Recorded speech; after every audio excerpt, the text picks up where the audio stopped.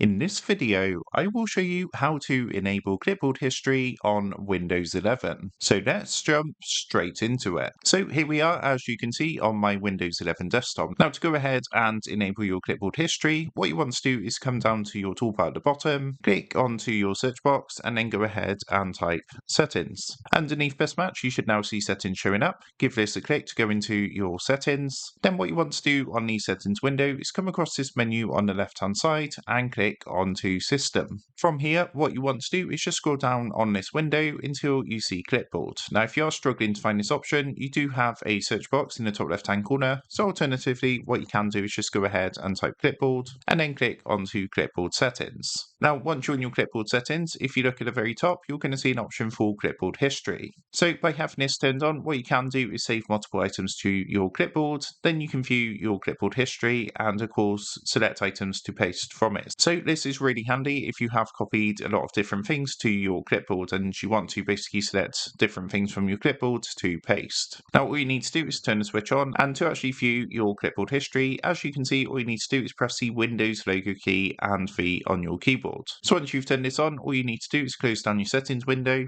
hold down the Windows key on your keyboard and press V, and just like so, we've got our Clipboard History here. Now, once you've copied something, you're going to see a list of these appear here, and you want to make sure you clicked onto the clipboard icon at the top. But once you've done that, of course, you can use this to paste multiple items from your clipboard. So that's how to enable Clipboard History in Windows 11. With that being said, I hope this quick tutorial did help you out today. And if this did help you out, I would really appreciate it if you was to consider dropping down below the video, leaving a like, and also subscribing to the channel. With that being said, I just want to take a minute to thank you guys for watching this quick tutorial, and I will see you in the next video.